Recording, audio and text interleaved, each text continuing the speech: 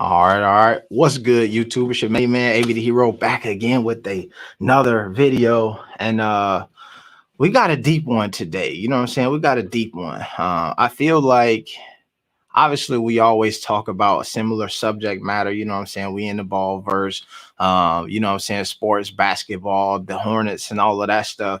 But what I've been trying to do lately is outside of just giving the entertainment of the sports and stuff. I feel like there's some deeper stuff that we got to get into that just impact the culture, right? Because what we talk about most of the time is the sports, but what makes the things that we talk about so important is the long lasting effects that it has on the culture. You feel me? So we're going to get into that a little bit more with this video, with today's conversation, and we're going to do some talking a little bit about some mental health, the stigmas around that within the Black community, within sports, and then particularly with men. I got some dope guests coming on here today who have a dope movie on the way, and we'll kind of introduce y'all to that. Introduce y'all to that and to them here now. Boom. All right. So we got Muhammad. And we got Deanna, and these are the creators, or you guys are working on this movie called Perdido, right? Yes. That's coming out soon. It's about the stigmas of mental health within Black men. But Muhammad, from what I seen, you also, and I watched this movie just recently, the Blue Cave. She sent me the link to the Blue Cave. Excellent movie. Excellent movie. I was extremely impressed with it, and watching it got me even more excited to have this conversation with you all today because super talented. Deanna, she's helping produce this project with you, right? And so the brains behind the operation. But I'll let y'all give a deeper introduction on you all selves if you want to, and just kind of let the people know, you know what I mean, who you are and kind of what's the voice you bring to this conversation. Well, I'll go first. My name is Muhammad Bilal. Thanks for watching the Blue Cave, by the way. I'm from the south side of Chicago, and I grew up in a neighborhood. There was a lot of violence, a lot of dysfunction, a lot of police brutality, a lot of gang violence. And I also grew up in a family where mental health was something that you just didn't talk about, you know. So to say that you were depressed or to say that you wanted to see a therapist in the community and the family I grew up in, that was just taboo. You know, you were looked down upon. So there was a lot of judgment, and there was a tremendous stigma on mental health. So a lot of people I grew up around, myself included, we just didn't talk about certain things. My personal background, though, I worked in education for 17 years in New York City mostly. And a couple years ago, I went back to school to get a degree in filmmaking. So since 2008, I've been just making films. And the films that I make, they focus on issues that impact our community, especially mental health. Yeah. I'll say two things real quick. I think that is also one of the reasons that I'm excited to have y'all is I think that in our communities and even with us, you find like folks are like, man, the only way you get out is you gotta be able to, you know, the phrase that you rap, you know what I'm saying, play basketball, sports, or you know what I mean. So I have been having folks on who have some level of success in doing something completely different. You know what I mean? In the ideal of like, if I said, man, it's a director coming on here, the first, you know what I mean? Like oftentimes you think about some white dude, you know what I mean? So I think that being able to just have that exposure and show people that there's other things that you can do, you know what I mean? And be successful and chasing and have passions in that area is dope. So I'm glad that, you know what I'm saying, you here, you know what I'm saying, in that lens as well. And then Deanna. Hi, I'm Deanna Eel. I am the producer for Perdido, and this is my first film. But like you said, Alan, the Blue Cave was so inspiring. And after watching it, you know, my first question was, what happens next? And so when I talked to Muhammad about Perdido and just listening to the tagline and knowing that, you know, what it follows, and that it's not necessarily a part 2 to the Blue Cave, but it does answer some questions of how do Black men heal, or what are some ways that they can heal and deal with the traumas or stigmas that they're facing on a every day, and just kind of fight through that journey. So for me, you know, this is my first film producing it, but I'm excited because I think this is a topic that is really important in our community, especially being a mother. I have a son that's 9 years old, a nephew that's 10. You know, I'm a daughter, my father, my brother. So mental health is extremely important to me and my family. And she's doing a tremendous job, even though she's a first-time producer. She's doing a great job with laying the groundwork for this next film, Perdido. No, that's dope. That's dope. I'll say the links to all of the Perdido information is in the description of this video. So you all can check that out, and then we'll play the trailer, or what would you call it? The trailer, right? Or the kind of crowdfunding pitch video. Yeah, we'll play that here in a second as well. And I will first. I just want to talk about the Blue Cave for a second. Can we get into that? Yes, let's do it. It is. I feel like it's such a well done movie, right? I think that when I first started watching it, right into the movie, y'all get into it, right? It's some drama right there at the beginning. You know what I'm saying? And what it made me think of initially was, you know how like a lot of times with Black folks and our stories, it is a lot of trauma, you know what I mean, that you see in the Hollywood. And I was like, man, this is, I don't know if I can handle it. You know what I'm saying? But then as the movie went on, and I love the like callbacks to like Africa and the different things, you know what I mean? And it felt right. It was inspirational, right? So the bit of trauma and the drama that was happening didn't feel out of place. It wasn't just shock value, right? It felt like, dang, there's a kid in Chicago who dealing with each one of these issues right here, right now. Mm-hmm. And so it was interesting. I didn't realize that you were from Chicago as well. Is there like a lot of, I guess, similarities, or like what parts of that, you know what I mean? Could you see in your own story, or is that all just of it? Okay? So it was basically, the whole film was inspired by what I experienced as I came of age on the south side of Chicago. So the entire story was based on and inspired by my own experience dealing with all those issues. Dealing with neglect as a child from my mother, dealing with child abuse from my drug addicted stepfather, and also dealing with gang violence. And you're absolutely right. There's like an Ali in every city in this country dealing with some of those same issues. And I like that you saw that it wasn't just about the trauma. I tried to make it very relatable. And I tried to also show that despite the fact a lot of our young men go through this trauma, they still have aspirations.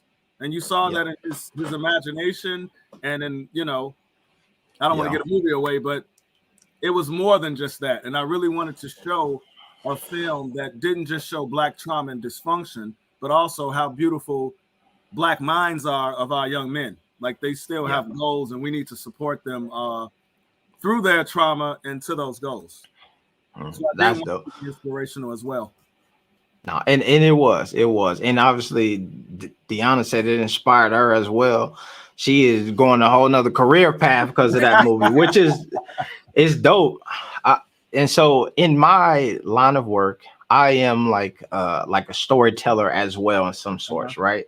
And what I find important is like having the diverse perspectives and being able to tell stories that inspire people and show people, and like that you can see yourself in it, right? But then you can see yourself getting up, you know what I mean? And not just seeing yourself getting beat down, right? And I think that that's what we've seen in that movie.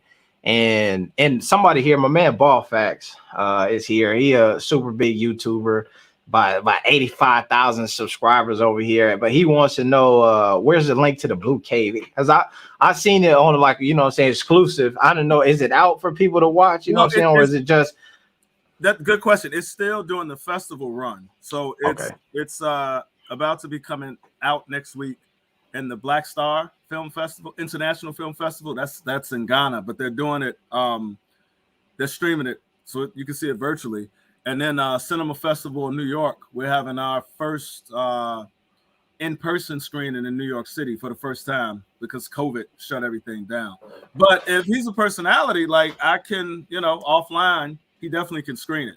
No issue. Yeah. But others will, they'll have to see it on the festival circuit if they follow my Instagram. We're always updating it in the different festivals. We've been in this, the Blue Cave has been in about 33 festivals, and it's got like 11 awards. So it's still doing the festival run till February. But yeah, I could definitely get it. Please share the information with them. I would love for him to speak it, and we're looking for opportunities to talk about it and on different platforms and different outlets. For sure. Ball facts. I'll share that with you. I will say this, and then after I'll play the Perdido thing. But I want to say I appreciated it because. And even like you all's like mission with having these conversations, because I was somebody who I remember I tell the story sometimes where when I was in high school, I like I said, I do like storytelling. I was a dude who always had like a camera. I was hooking. I had the digital. When I was in college, I was the only person with a camera, who could take pictures, because everybody didn't have the cell phone cameras yet, right? So I hooked up everybody MySpaces. I had everybody, if you was on Facebook, I had your Facebook, right? You had to come to me to get pictures back then. You know what I'm saying? I would do your GIF for your video. You know what I mean? That was me. I was that guy. But in high school, I remember, and what resonated with me in that movie is I used to write all the time. I used to want to be I used to write books. I remember I had this like all of these notebooks.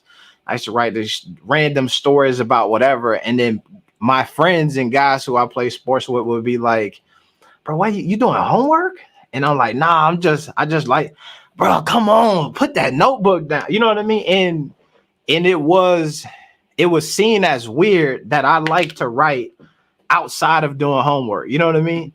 Even though I did not like doing homework, but I just like to write. You know what I mean? I always wanted to be and so I seen him in his relationship with certain people in the movie, and I was like, well, come on, man, we ain't got time to do that right now. You know what I mean?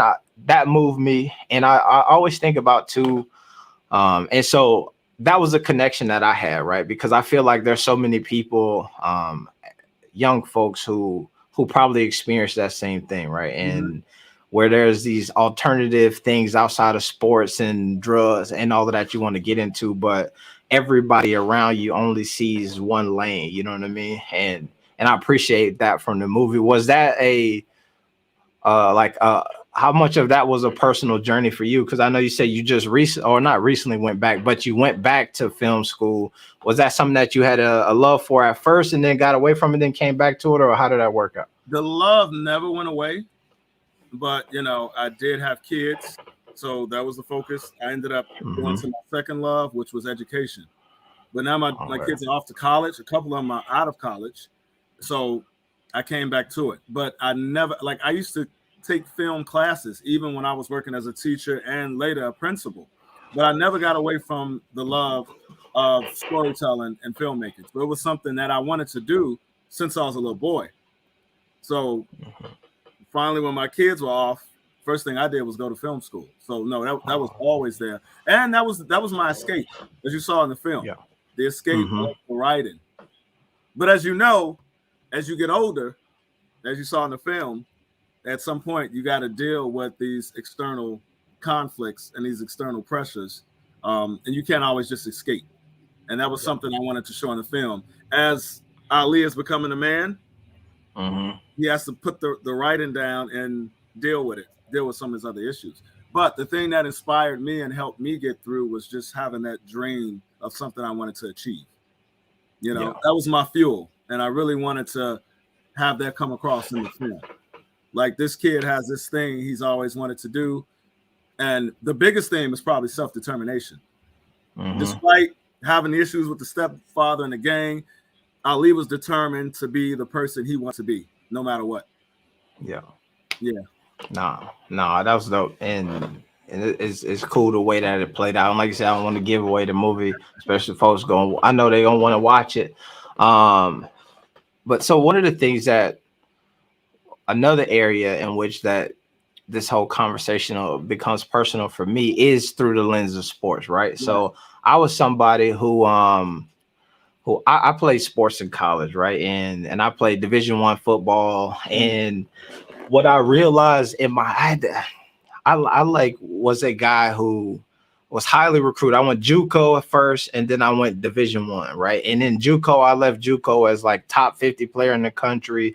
I was like a top 3 cornerback, defensive back in the country. And then so by the time I got to playing Division I was a starter right away. By the time my second, third year happened, politics happened, and I went from like playing every game to like playing special teams, playing limited roles, right? And one of the things that was happening with me is I was somebody who like off the field was always like involved in stuff, was happy, chipper, and all of this stuff. And I remember like you have these like study halls and all of that, right? And I remember going into it, and the lady who was over it was like questioning why my grades or why I'm not going to class and all of that stuff. And I thought, I was like, these people don't understand that like what happens over there on that field or does not happen over there impacts the rest of my life. You know what I mean? It's hard to not get what I want in there and then carry that over there. And I had experienced something where, and this is where like the stigma and all that stuff, it was messing with me, right? I hated playing. I hated going over there. I didn't want to have nothing to do with it, to the point where I would have like random dreams about how I could like either hurt myself so I didn't have to go in there, or get hurt so I didn't have to go in there, right? And I remember one time I sat down with my coach and I like explained this to him and didn't understand it. And then a week later, I'm talking to my teammates, and they like, "Boy, you look crazy, boy. You thinking about hurting." And the coach had then went and told this to the other coaches, who then went and told it to their players, and then the stigma came in of like, you know what I mean? Of you the one, something wrong with you. You know what I mean? You unhappy. You talking about killing you, what? And so I think that it is so important. Right. A lot of times on our channel too, we talk about like making the team, getting cut. We watching people if they are going to be on the roster or whatnot, and you get cut, and that kind of impacts you and all of that stuff. So there is a like this conversation that has to happen with like sports and then the mental health issue. So I wanted to see, like, have you all been keeping up with some of that, how that's been playing out recently with all of these athletes and stuff? I'm really big into sports, especially basketball, but I follow the other sports too, and I listen to the commentators as well. I was especially troubled by how they treated Naomi Osaka. It really bothered me how they were bullying her. So she's saying, I'm having mental health issues, I'm going through something, I don't want to necessarily talk to press. Then you have all the tennis associations who had nothing to do with it. They're saying, if you don't do it, you can't play, and you can't play in ours, right? If you don't do this. So she basically had to quit. So on top of having to quit because they didn't want to respect her mental health issues, you have adults who are old enough to be her parents mocking her, and Piers Morgan, and then Megyn Kelly. These people are 50 plus, and they're making in front of what she's going through and saying it's not that serious. I think that the stigma with athletes is even worse, especially black athletes. Let's say what it is. They're expected to shut up and dribble, right? Like they were saying about LeBron, don't talk, you're getting paid so much, how dare you complain? But the pressures they have on them from their family to perform, you're taking care of a whole family, a whole community is relying on you. And then you're a commodity. You're expected to play. You're expected to answer. I like how Russell Westbrook and some of those guys talk about, you got to answer these dumb questions, when you just lost the game. You're just supposed to sit there and be stoic. And I feel like that expectation is there more for black athletes more than any other type of athlete. But I'm happy that more athletes are talking about it. Osaka was talking about it. Ron Artest, I like how he's coming out and like humanizing the issue, because the way he was treated when he was playing, I'm not gonna lie, the media had me looking at him like this guy's crazy. But I like that now he can sit and articulate some of the things that was going on with him. Kyrie Irving, you know, so I like that these athletes are really talking about their mental health and putting it first. But I still think tremendously this country, by and large, like sports fans, they really don't respect athletes' mental health, and they really don't treat athletes like they're people who have real issues. Yeah. So I think it applies even more to athletes, especially Black athletes. Yeah, I think that you hit it right there, right? It's this idea that you're not a person anymore, right? You're entertaining. You know what I mean? I always hear people talk about how much you get paid so much money that you should just be able to just, like you said, shut up and dribble. Right. We're paying, you know what I mean? And so it's the ideal of like, once you get so much money, you shouldn't have any like problems in your life. You should be squared away. Losing, you should care if you lose, but you shouldn't care enough that you can't answer these stupid questions, right? So I think that that's the dynamic that I see too, right? Where you got guys like the Antonio Browns of the world who do some foolish stuff sometimes, you know what I'm saying? However, it's like he might take a loss and then not be as sad about it as people think he should be about it, right? But then in the same token will then bring you into a situation and then ask you questions with the intent to hopefully make you sadder. You know what I mean? Like it's just and it's like they and that's what I like why these athletes now they're kind of pushing back, especially NBA athletes. Like the looks they'll give them, and sometimes they'll just ask a question back, like, well, what do you think? How do you think I feel?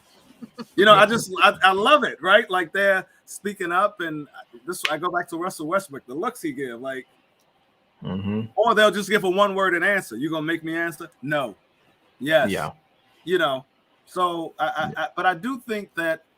But then aren't they then in turn, it's like, well, you're aggressive, you're not doing this, you're not doing your job. I mean, even when you give those kind of responses, the media, I feel like anything you do being Black in sports is particularly, it's like a line you have to toe, but who wants to toe that line all the time? Because even if you respond with one word, then the media still has something to say. All the time. And then even to go further off that, I mean, and I watch these guys, and now I think more like.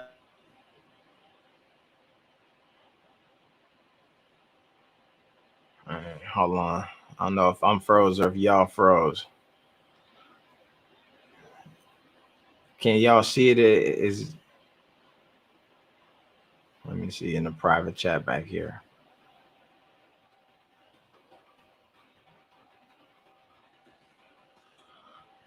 All right, let's see if we still live. We still should be live. I think we got some technical difficulties at the moment. But I'm here with my man Muhammad and Deanna, the creators of this new short film that's coming out, Perdido. Muhammad, a director, created this movie called Blue Cave. It's amazing. It's in film circuits, short film circuits right now. Maybe you good? They froze. All right, bet. And so we're having a conversation about mental health, and it was getting deep. And you know what happens, man? The powers that be, you start to get too deep, and then they come in and get you. They snip it and clip it. You feel me?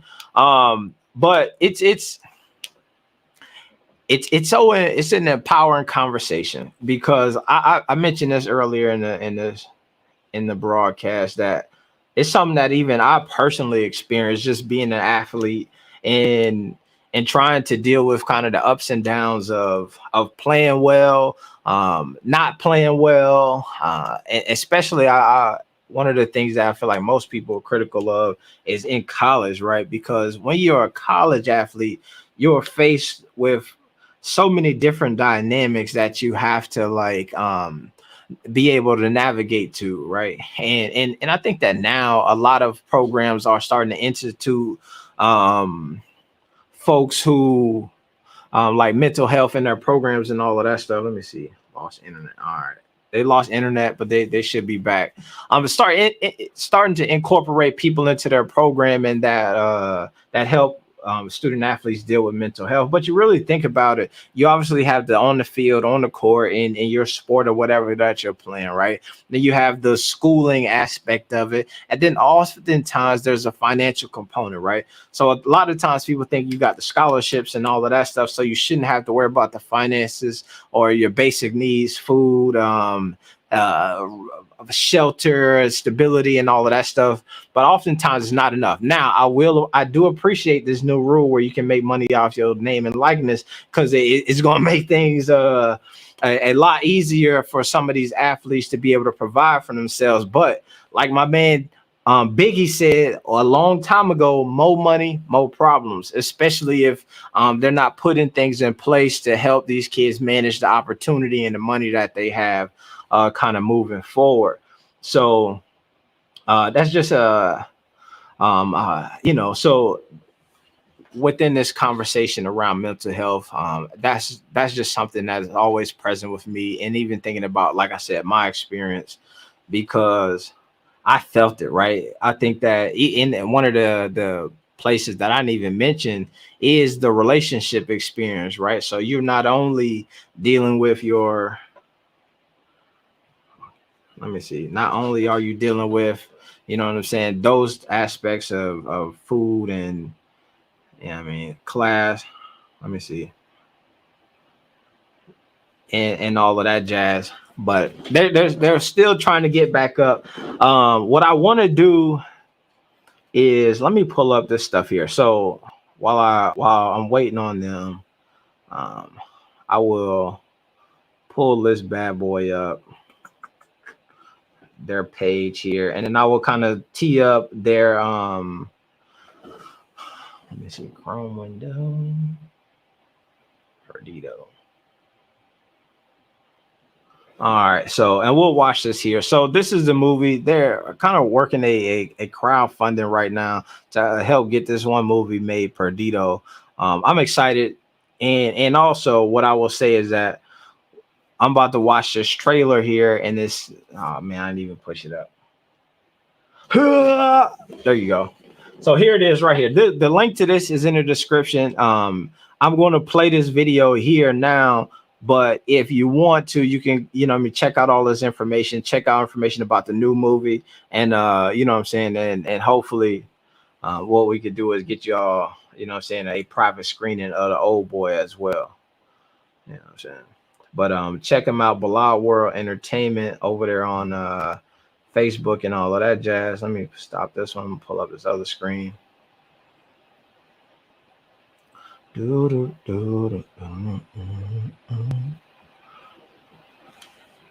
So here's just some spots to check out their information. But let's do this. I'm going to play this video file here for a second, and then hopefully by the time we get done with this, they will be back.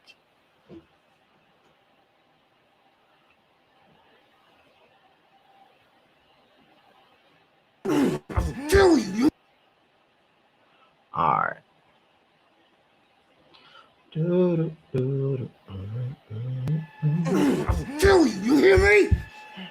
This time I will end you. I'm gonna do something!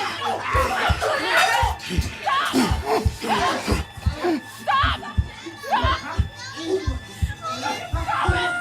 Ghost! Ghost! Ghost!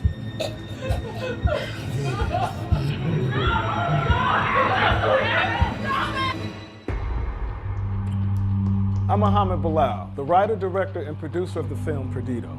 Perdido is a film about an African-American man named AMIR RASHAD, who reluctantly gets therapy after he experiences a traumatic event. He witnesses his friend be killed by police. This event triggers memories of trauma he experienced as a child. So reluctantly, AMIR decides to get therapy. So this film focuses on his journey, getting therapy, unpacking a lot of trauma, and starting his journey of healing. Well, number one, I was impressed with the Blue Cave. And specifically because what Muhammad really wants to do with highlighting mental health is very much so in alignment with our mission. We just co-intersected on the goal of highlighting mental health in Black communities, but specifically amongst men, which is something we obviously target as well. And I just thought, what a great opportunity to give messaging through film. I think it's the rawness of it. I think it's the vulnerability of it. Like, you resonate with it because it's not cookie cutter. It's not something that it'll cut through all the noise. It'll seep into your feelings, your emotions, everything that you're experiencing. Because even some opening scenes is like, wait, we starting the movie like this? All right, well now it caught my attention to what message are you trying to give? Now it can reach someone like me. It can reach someone that I probably wouldn't have watched this movie if it was told by someone different. Mental health is a epidemic at this point. The lid has been blown off of how serious it is and how much the past year, like with COVID-19, the pandemic, the George Floyd murders, the racial riots. I mean, we have been traumatized over the past year and a half. This is one time in which everybody has been impacted and affected mentally and emotionally or physically in some point in the past year. It's to really show Black men, firstly, you're not alone. There's other men out there like you who are suffering in silence. There's other men out there like you who have mental illness, who are trying to figure it out on their own and who feel like it's manly to just hold this in and bottle it up. But I also want to show them that that's unhealthy and there's a better way to unpack your trauma. I also want to show them that that's unhealthy and there's a better way to unpack your trauma and there's a better way to deal with your mental illness. My goal with this film also is to show how Black men, but Black people in general, are being traumatized and are suffering PTSD from seeing inescapable images of police brutality on the news all the time. I really want the country and the world to see what impact this has on African American men, women, children, and how it affects the entire country. When you can see something like George Floyd crying and pleading for his mother to help him as he has a knee on his neck for 8 minutes and 46 seconds. Please share this video, let your friends and family know about this film we're making to remove the stigma around mental health, mental illness, specifically for African American men. No amount is too small to contribute. Whatever you can do, it'll be greatly appreciated. Thank you.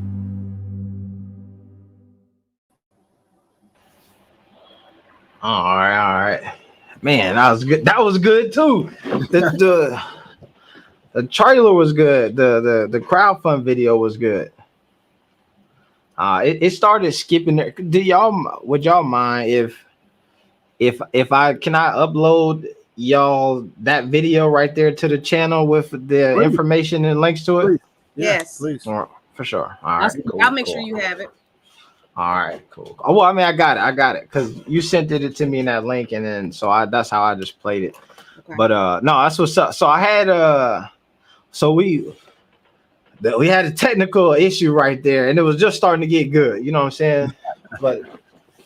And so now I wish I could remember exactly what we was talking about. I would just go right back there to it. But no, I think we were getting into the concept of sports and all that stuff. But actually, let's talk about the kind of trailer right there, because I think that there are some points and stuff that they talked about in there that the same thing I said when the guy said, like, man, we getting right into it, you know what I mean, right away with that one movie. It's the same exact experience that I had watching that stuff as well.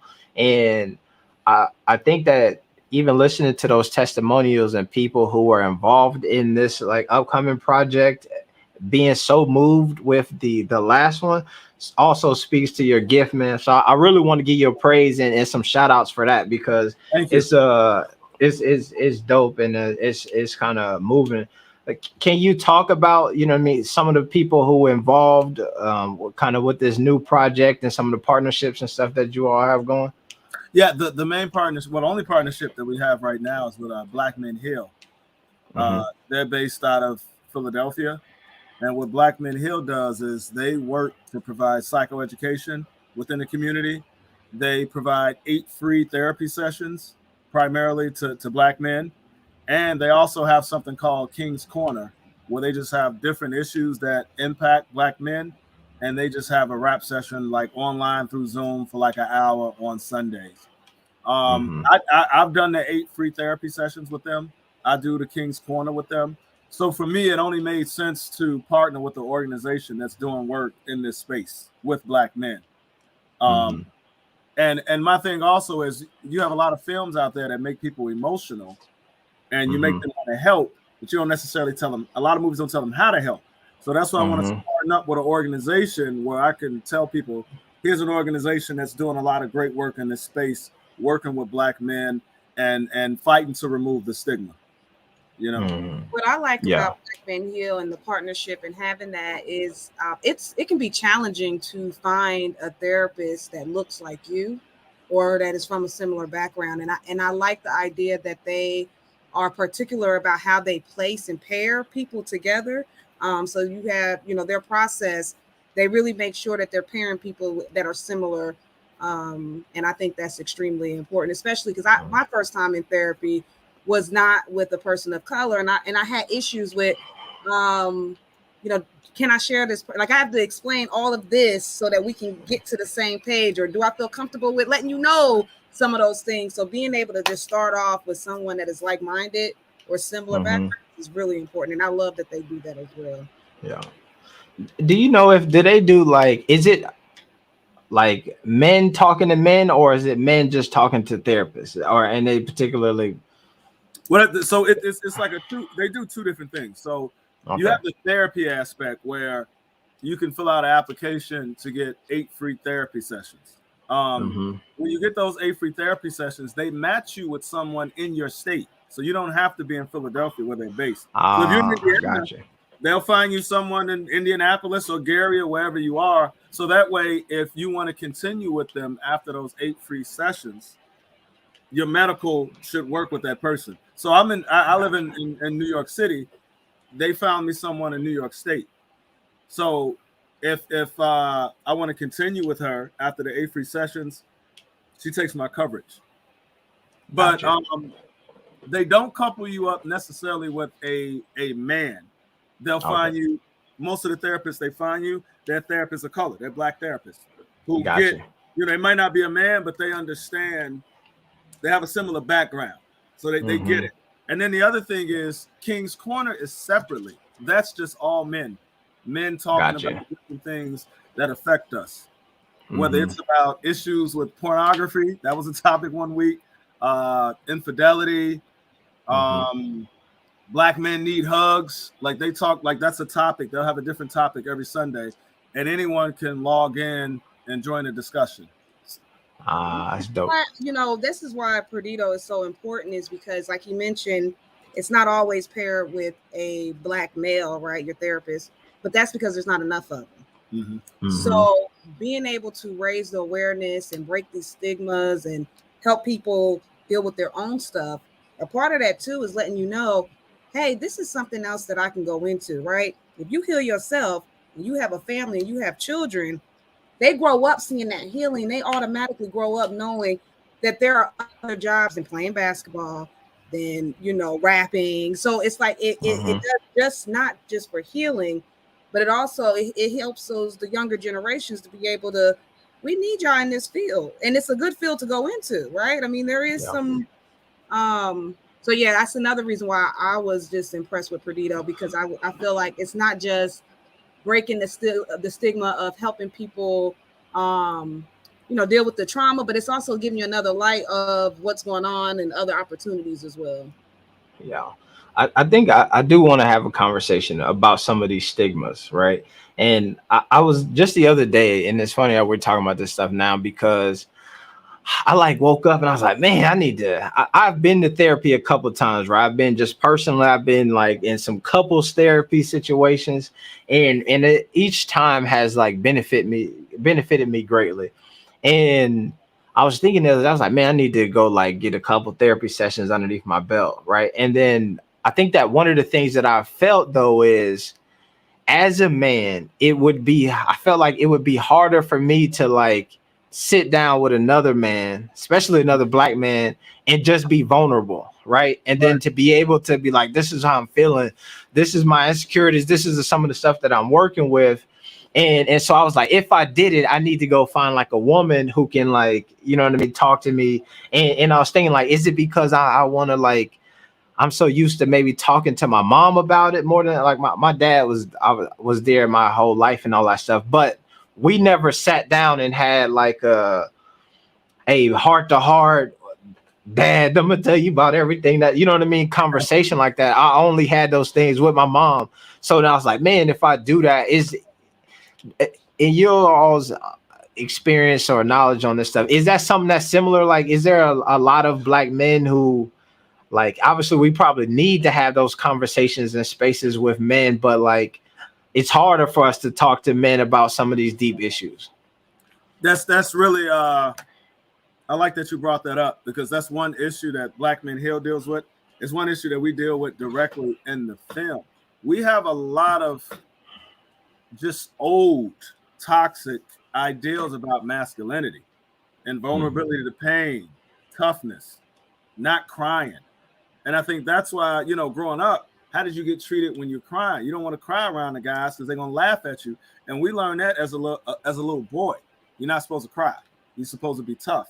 And I think that impacts us as we go into relationships. It impacts us as we become men. But the thing I like about Black Men Heal and just having a space in King's Corner, right, and just talking with other brothers, is that I think it validates you to hear another brother say, yeah, that hurts me too. I've gone through that too. You know, so I think we feel safer talking to a woman about it. But for me, I think it's more empowering and more validating to be able to talk to another man and him to say, yeah, brother, I go through that same thing too. Yeah. You know, I've cried about that too.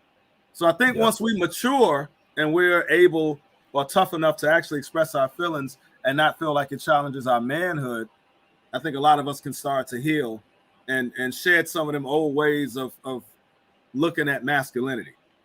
Yeah, because it's really toxic. You can't cry, but those mental health issues we have, they don't go away. You know, especially for Black men, we're supposed to be Teflon Dons. Nothing hurts us. I'm good, and we hear it by how some of the younger men and maybe how I know I spoke as a young. I don't care. I'm good. When that's really just a mask. I'm hurting on the inside, and I don't want to express it. No, that's deep. That's deep. Is there any other stigmas like that you all like address with this film? You know what I mean? That other people might be going through, but like y'all kind of like put the spotlight on? Well, I feel like in the film, we're dealing with one type of trauma, but I think it's addressing how all types of trauma that Black men especially deal with is suppressed. Because we don't have that space. But even though when we suppress it, it's still there. And we're one incident from being triggered. You know, that's whether the police is pulling us over and harassing us. Maybe our girlfriend said something and she didn't realize that she's saying something that is triggering some trauma from back in the day. Or a guy says something in traffic. So I think what the movie addressing is that, you know, even though we act like we okay and we may become very successful, we still have unhealed and untreated trauma that is just one incident away from just, you know, it all coming out. And if you don't get therapy, it could come out in the worst way. At the worst, it could come out on the football field. Maybe coach said something that triggered you and you haven't dealt with it. Or maybe somebody on the team, think about Ron Artest and Ben Wallace. He didn't know that Ben Wallace had just buried somebody. So Ron Artest doing that foul, and then people not knowing that Ron Artest, when he laid down, he's calming down. So, you know, we're just one incident away from. So I think that's one thing that the film is addressing, because whatever your trauma may be, the message in there is you got to treat it, because it's not going to go away. You only could suppress it for so long before something just sets it off. Yeah, no, man, that's such a good example because I just watched that documentary as well, like about the Malice in the Palace, Uh-huh. and it is deep how like both of them individually were dealing with things that were happening outside of that basketball game, Yep. and like you said, it took something semi basketball related to trigger a response that changed, you know what I mean, a lot of people's lives in that arena, you know what I mean, not even just the dudes on the court, fans in the stands, everybody's life was kind of changed by that, and it all stemmed from two guys who were probably internally dealing with something that, you know what I mean, probably didn't know exactly how to express that, right? One of you mentioned Ron Artest, and yeah, you know what? He talks so much about that in that movie of trying to deal with his own stuff and figuring that out and through that journey, and nobody understood it, right? It was all classified as Ron just crazy. You know what I mean? Ron got this stuff. Ron got and realistically, Ron needed some help. You know what I mean?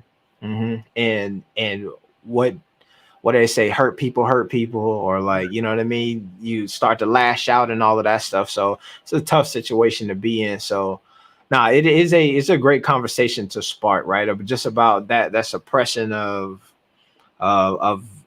your own internal struggles and all of that stuff, man. And I always say, man, sometimes you just gotta smile, you know what I mean? But it's definitely hard to do that when you carrying something like that, you know. So Right.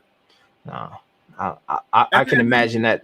One other thing I'll say about that is think about how they were treated with black men. Nobody really looks at what's going on mentally. Nobody was really asking that question. They were called thugs. Yep. That's how they were treated. I mean, think about what happened to what was the center's name? Jermaine O'Neal.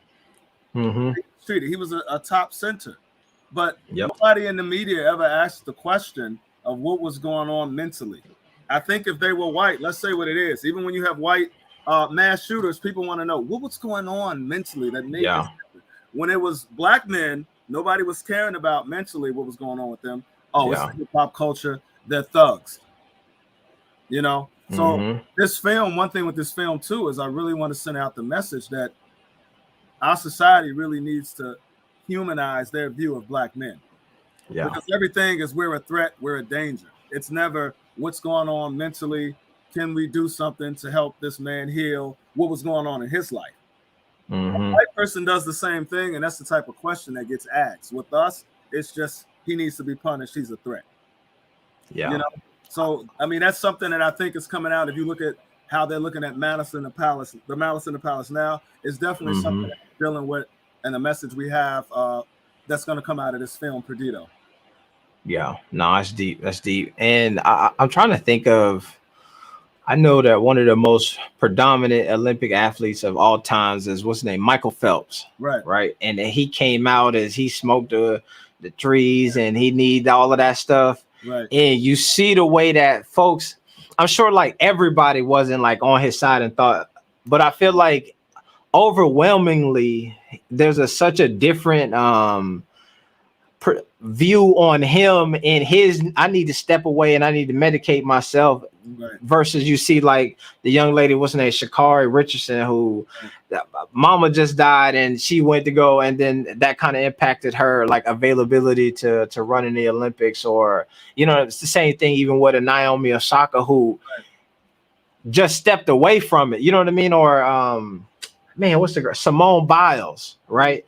Who if you look at, all right, so for instance, I think about if I compare the two, the Sha'Carri Richardson, her situation, right, where she was kind of dealing with some self-medicated, right, because I feel like that's something that a lot of people do. And then you think about the Simone Biles approach, right, where she probably was going through something just as much, right, on her own level, but then decided to step away from it when, you know what I mean?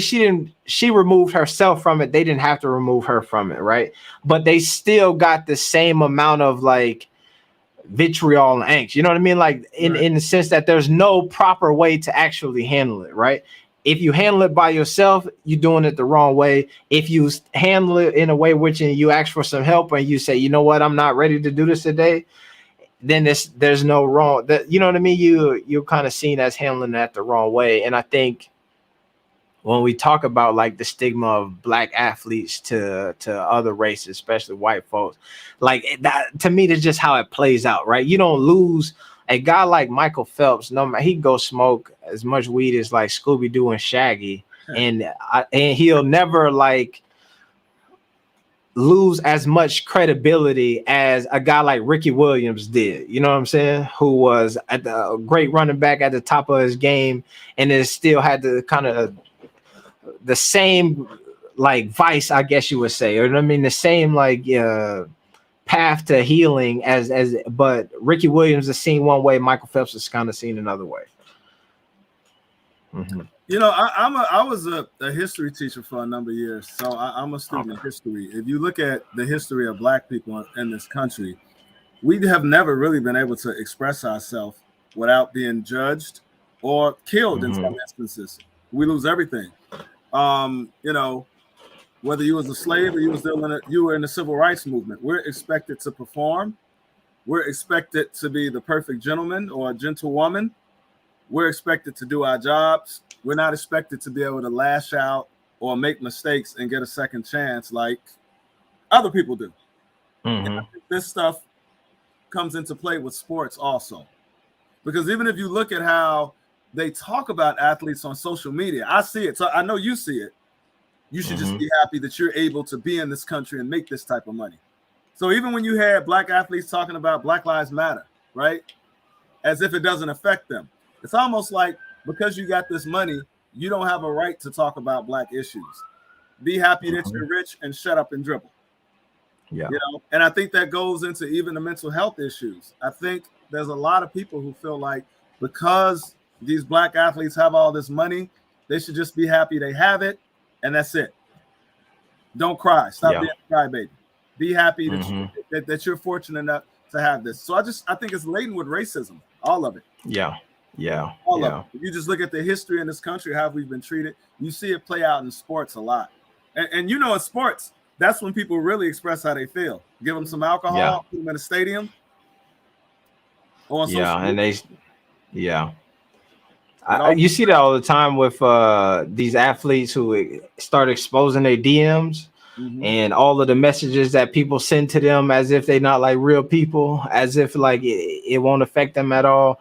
I think too, same thing. We've seen it in to go back to Russell Westbrook.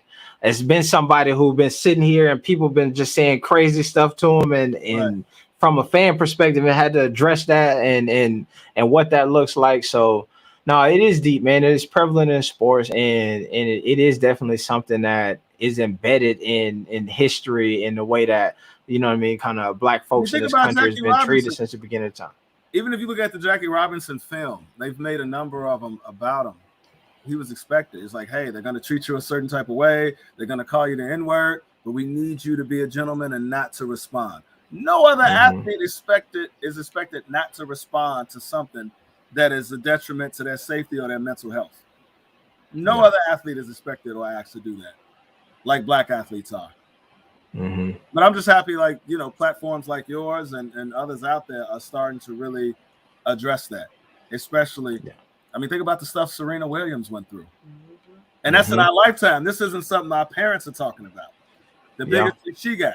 And the way they talked about her skill, like she was, the only thing that made her good was the fact that she was strong.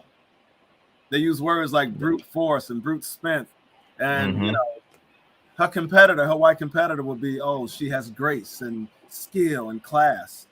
So, I mean, it's been there. But I like that it's being addressed now tremendously. You know, across straight up.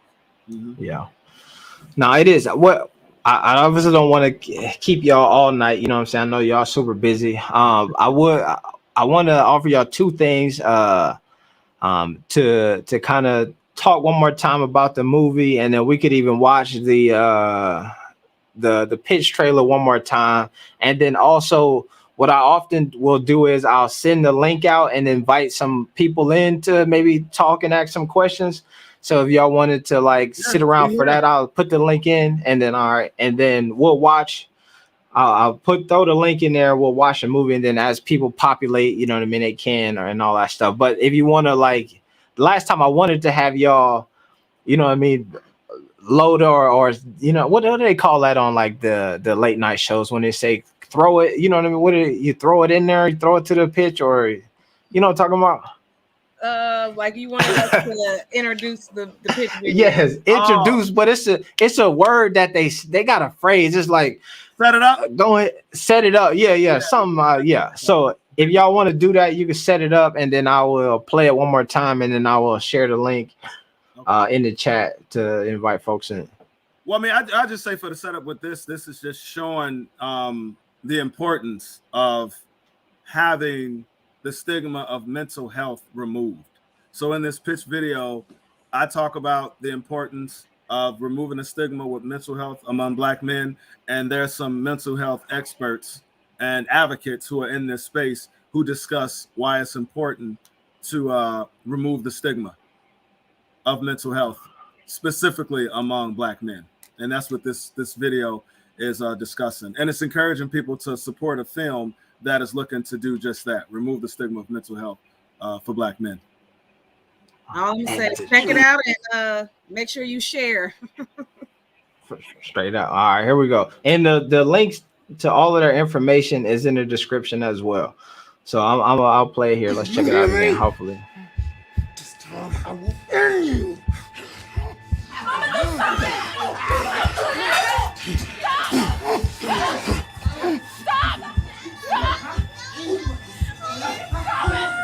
Ghost.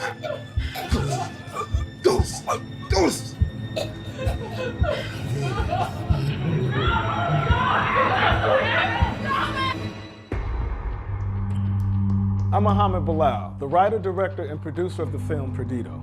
Perdido is a film about an African-American.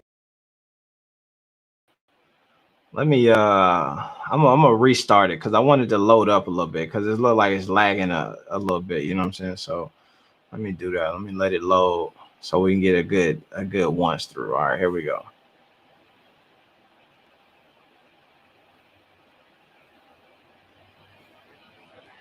I will kill you, you hear me? This time I will end you.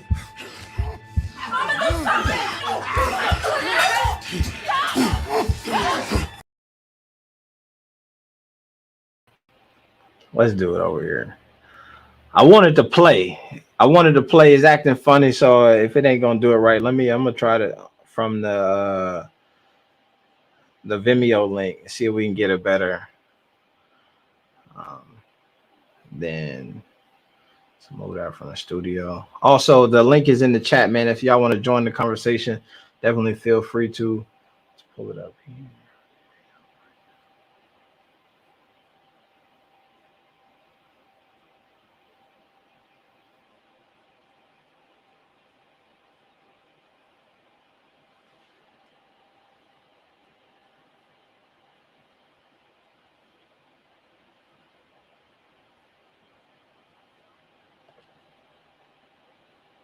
I will kill you, you hear me?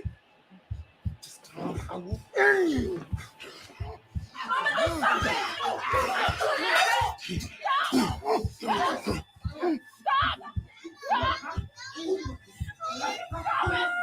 Ghost.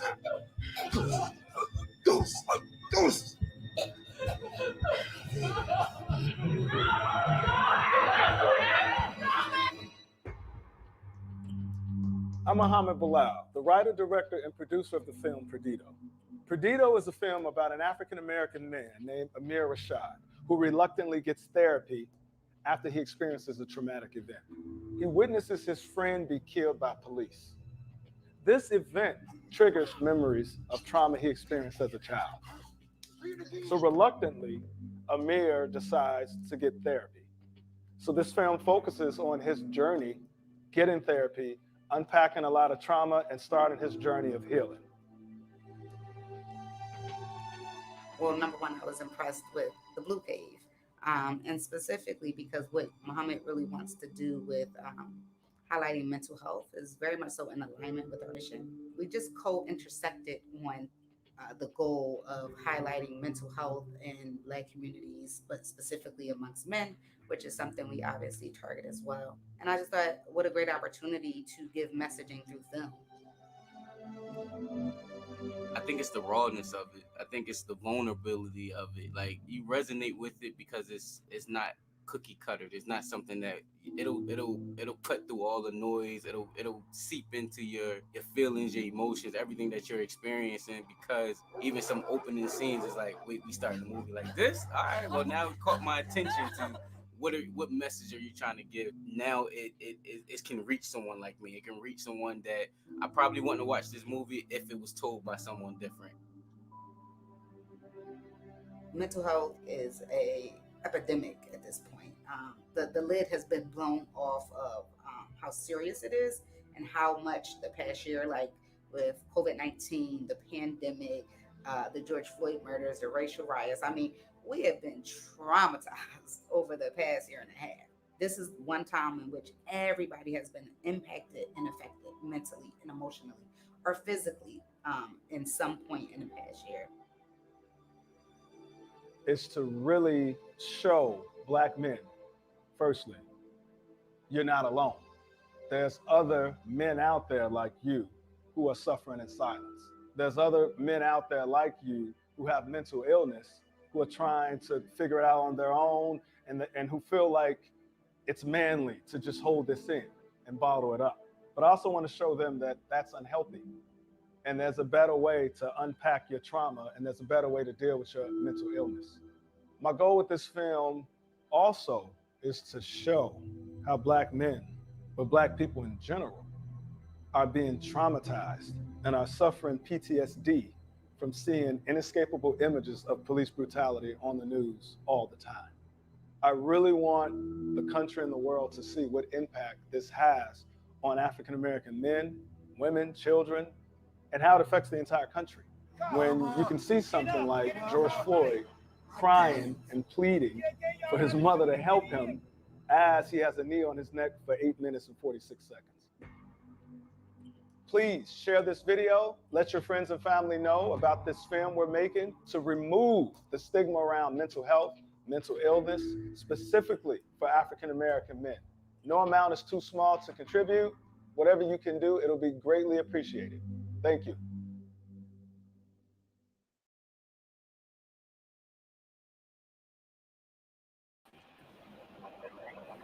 I'm over here about to cry again, man.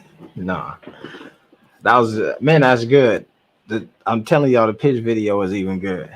Nah, so that was good. I was trying to see, man, if we can get some folks in. You know what I'm saying? Sometimes people be scared. You hear them conversations about the mental health and the deep stuff. They don't want to, you know what I mean? So we'll see.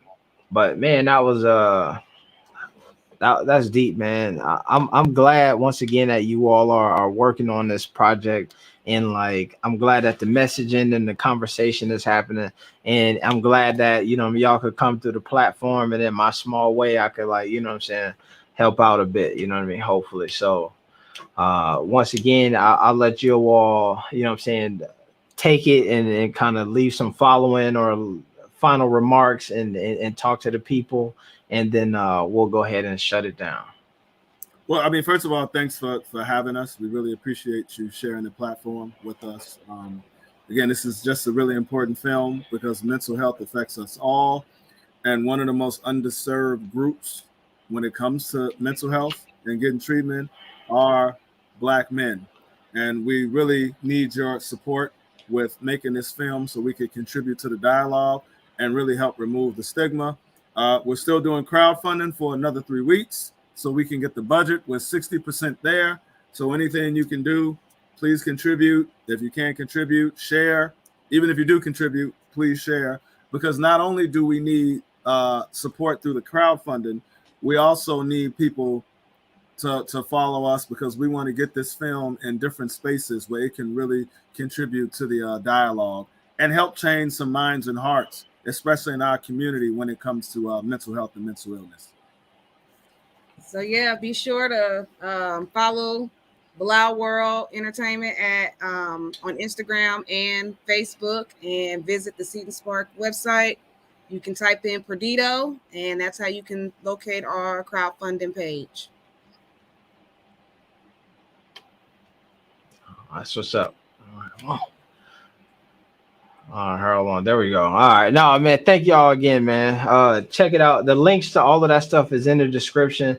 You can find it by searching it or whatever, or just I already did the work for a lot of y'all. You know what I'm saying? Just go ahead and hit the link, and then at least give some monetary, you know what I'm saying, assistance, but at least hit a like and a follow, you know what I'm saying, on the different stuff. At least hit the share button. You could do that for sure, you know what I'm saying. And then whenever your paycheck come through, come back and double back in and do something that way as well, man.